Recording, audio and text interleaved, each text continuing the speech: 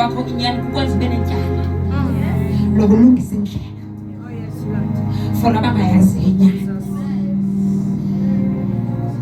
We have a responsibility. We are victims of his agenda. Sinoxanduva. Uyazi kwakho inyani unoxanduva. Ngoba injongo kukuba abantu bonke basindiswe, bafikelele kuyazi inyani leso oyazi wena. We are going to the word of the Lord.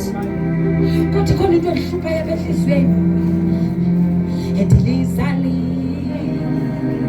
sithe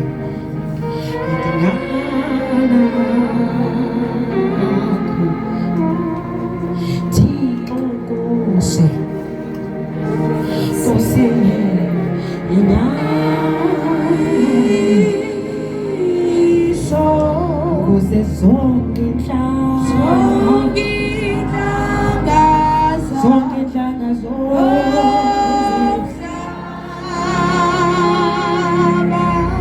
mazizuzu